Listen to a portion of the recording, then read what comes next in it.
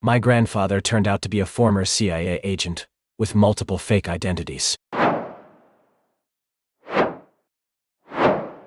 I never imagined my life would turn into some sort of spy thriller, but it did. It all started last year when my grandfather George was hospitalized after a mild stroke. He'd always been this quiet, unassuming man wearing thick glasses, telling stories about the good old days, and baking the best apple pie you could imagine. To me, he was just Grandpa George. But when we began cleaning out his old garage, everything changed.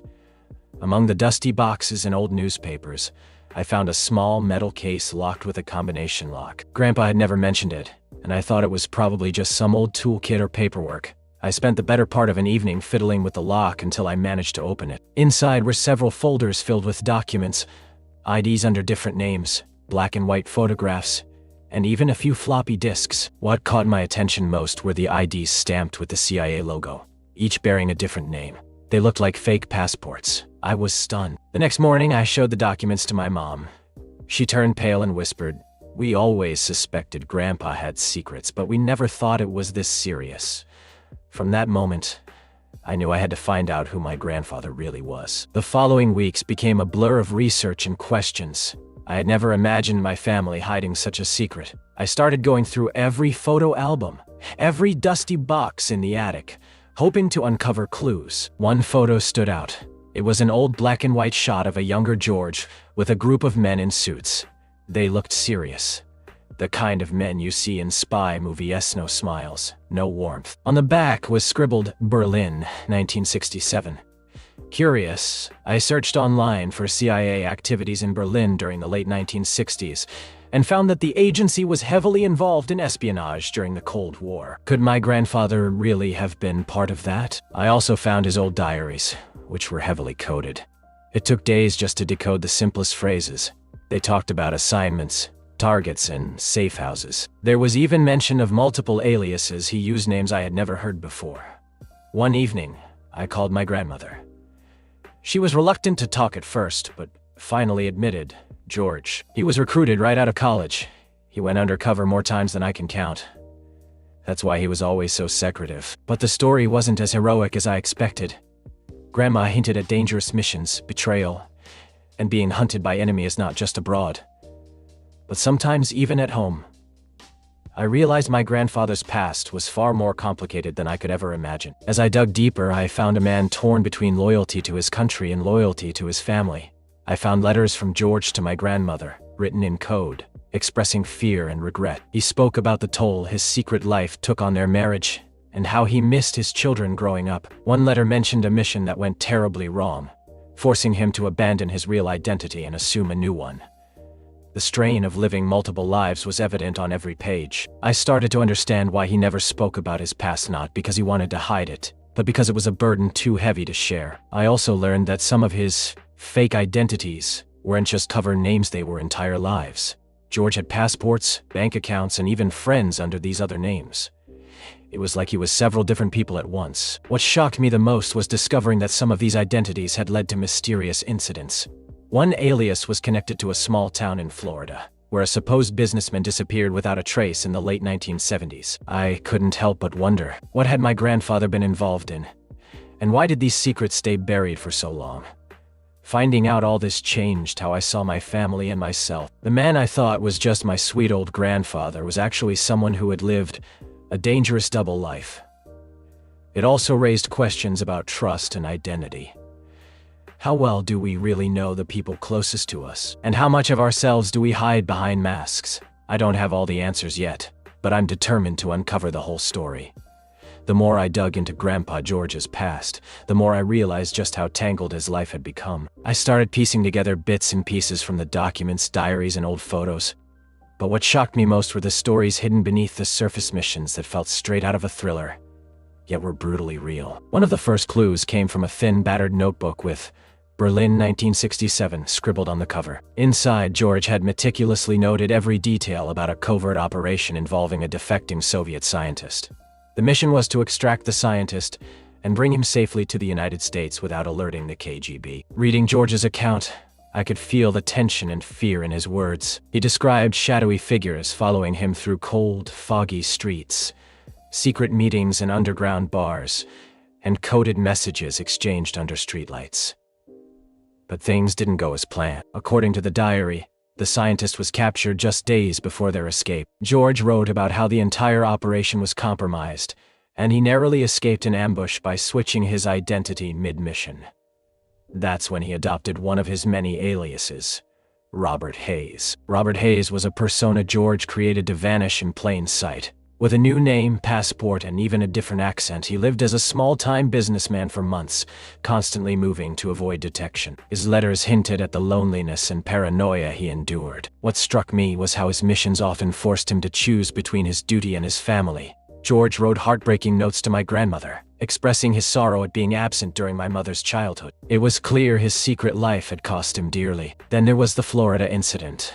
One of George's aliases, Samuel Price, was tied to a mysterious disappearance in a sleepy coastal town.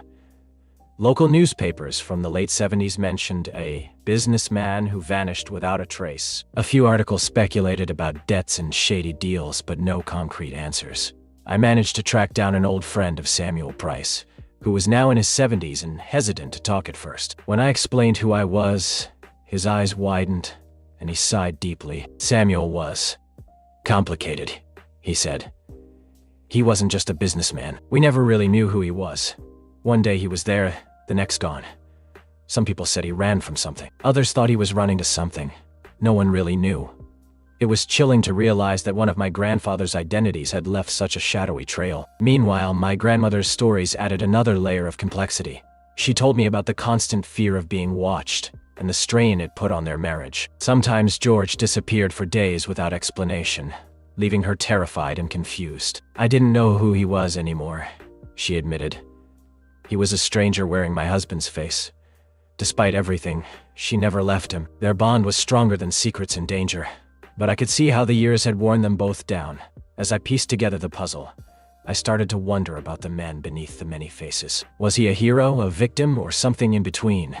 His choices had ripple effects that extended far beyond our family. The more I learned, the more I realized that George's story was not just about espionage, it was about sacrifice, betrayal, and the high cost of loyalty. I also found hints of tension with other family members. My aunt once mentioned a stranger who visited their house when they were kids, a man who looked like George but wasn't. At first, I thought she was joking, but now I wasn't so sure. Could this have been one of his other identities? And why did he keep those lives so separate that even his own children were confused? This discovery made me question everything about family and identity. Oh, how much of ourselves do we reveal, and what do we hide behind masks? And how did the secrets of one generation affect the next? I knew one thing for sure: there was still much to uncover, and the story was far from over. As I kept digging, the reality of what my grandfather's secret life had cost him and our entire family became painfully clear. The documents and stories I uncovered weren't just about covert operations or secret identities. They revealed a man struggling to balance the impossible. The lines between loyalty, love, and duty blurred until there was nothing left but exhaustion and regret. One afternoon, I sat down with my mother. She'd always been a private person, never sharing much about her childhood or her relationship with her father. But after seeing some of the files and telling her what I'd found, she opened up in a way I hadn't expected. My dad wasn't the kind of man you could rely on the way most fathers are, she said quietly. He was there, physically sometimes, but emotionally, he was distant, secretive. I didn't understand why until recently. She told me about the constant moves when she was a child, new schools, new friends, never staying in one place too long. We didn't ask questions. Mom just told us to be quiet and adapt. The more I listened, the more I realized how much my mother's childhood was shaped by fear and uncertainty. Her own sense of identity was fragmented by her father's double life. One night, while sorting through the last of the files, I came across a letter addressed to my mother, written by Grandpa George, but never sent. It was heartbreaking. In the letter, he apologized for not being the father she deserved and explained that he had to keep his secrets for her safety. He expressed his hope that one day she would understand. Reading those words, I felt a mixture of sadness and anger. How could a man be so close, yet so far? How many years had we lost to silence? I also uncovered evidence of a serious fallout between George and one of his closest friends and colleagues, a man named Richard. According to the letters, Richard had betrayed George during a mission, leading to its failure and endangering lives. This betrayal seemed to have haunted George for decades. There were references to a confrontation, threats, and even hints of violence. It was clear this wasn't just professional, it was deeply personal. My curiosity led me to track down Richard's family, hoping to find some answers. His son was wary at first but agreed to speak. My dad was a complicated man, he said. He never talked about George much, but whatever happened between them, it changed everything. Meanwhile, my grandmother was struggling with her own demons. The years of living in fear and uncertainty had taken a toll on her health and spirit. She confided in me that she sometimes wondered if the life they had together was real, or just a series of illusions. "I loved him," she said softly, "but I barely knew the man behind the mask." Her words stuck with me. It seemed the greatest victim of George's secrets was not just himself, but the people who loved him. Despite all the pain, there were moments of tenderness and warmth in the letters and memories. George's love for his family was real, even if it was buried beneath layers of duty and deception. I realized that understanding my grandfather meant accepting the contradictions: the hero and the flawed man, the protector and the betrayer. As I closed the last folder, I felt a strange sense of closure, but also a deep curiosity. There were still unanswered questions. What happened to the other identities? Did George ever truly escape his past? And how did all this shape who I am today? The journey into my grandfather's secret life had only just begun. After weeks of research, sleepless nights, and endless questions, I realized I couldn't keep this all to myself anymore. The secrets of my grandfather's life weren't just a family mystery, they were a burden that affected all of us. I decided it was time to confront my family and share what I had uncovered. I gathered my mother, grandmother, and aunt one evening at my house. The tension in the room was thick, like we were about to cross a line that couldn't be uncrossed. I began by showing them the photos, documents, and letters. At first, their faces were a mixture of disbelief and confusion. Then came anger, hurt, and finally silence. My grandmother was the first to speak. Her voice trembled as she said, "I always knew he had secrets, but I never imagined this. Why didn't he trust us?" My mother was quiet for a long time before breaking down. "He was supposed to be our father. How could he live so many lives and still be the same man?" My aunt looked away, tears streaming down her face. "I thought I knew him, but maybe I never really did." The confrontation wasn't just about uncovering the truth. It was about facing decades of pain and betrayal. Old wounds reopened, and years of silence shattered in an instant. We argued, cried, and sometimes simply sat in silence, overwhelmed by the weight of what we had learned. The man we loved was a stranger in many ways, and coming to terms with that was devastating. But amid the chaos, there was also a strange sense of relief. The secrets no longer had power over us because they were finally out in the open. My grandmother, despite everything, said something that stuck with me. George was a man torn between worlds. We were part of one world, and his work took him to another. He never wanted us to get caught in the crossfire. It was a bitter comfort, but a comfort nonetheless. We began to rebuild our relationships, slowly and carefully. The secrets still lingered, but we were learning to live with them. I also reached out to some distant relatives who had known George in his different identities. Their stories added more layers, some dark, some surprisingly kind. One cousin told me about a time when George, under an alias, anonymously paid for her college tuition. It was a reminder that despite everything, he tried to protect his family in the ways he could. I realized that the truth was messy. People are messy. And sometimes love means accepting the contradictions. The journey into my grandfather's past had changed me.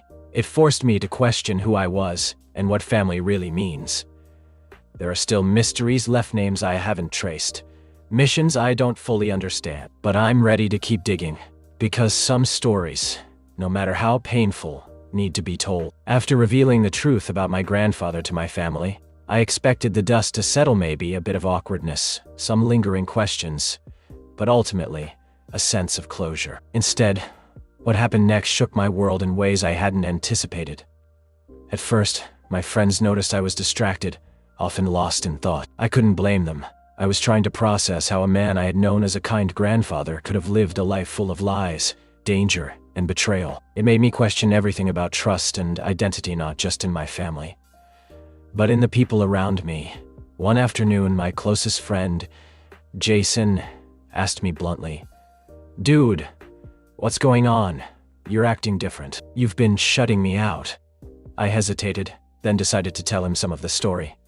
I expected curiosity or maybe disbelief, but not what came next. Jason looked me straight in the eye and said, "Man, that's heavy, but it explains a lot. Maybe you've been carrying this weight alone for too long." His words hit me harder than I thought. For the first time, I realized how much I had been isolating myself, afraid to share the burden. But not everyone reacted as understandingly. At work, a small rumor started.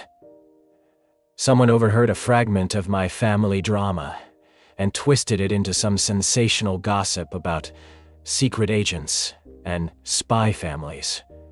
Before I knew it, coworkers were whispering behind my back. I became the target of thinly veiled jokes and skepticism. It was humiliating, but it also forced me to confront how little people truly know about the struggles behind closed doors. I realized how easy it is for truth to be distorted and weaponized. My romantic relationship also began to suffer. My girlfriend, Emily, was supportive at first, but as I delved deeper into the mystery and spent more time researching, I became distant. Our conversations turned tense, and the emotional walls I was building made it harder for her to reach me. One night, after a particularly heated argument, she said, "I love you, but I feel like I'm losing you to a ghost from your past." Her words stayed with me, a reminder that while I was uncovering my grandfather's secrets, I needed to be present in my own life. Through all this turmoil, I started therapy. Talking to a professional helped me unpack the complicated emotions: betrayal, confusion, anger, and grief. I realized that my grandfather's choices had shaped me in ways I hadn't recognized. The hidden trauma had passed down, influencing my relationships and how I saw trust. Despite everything, I felt a strange sense of connection to George. He wasn't just a man with secrets. He was a flawed human being trying to protect those he loved, even at great personal cost. Understanding that gave me the strength to start healing and rebuilding my own life, one step at a time. I still have many questions about his life, the missions, and the identities. But for now, I'm learning to live with the complexity of family and the messy, beautiful truth of who we are. Just when I thought I had unraveled all there was to know about my grandfather, George, life threw me one last curveball. A few weeks ago, I received an unexpected message on social media from someone named Laura.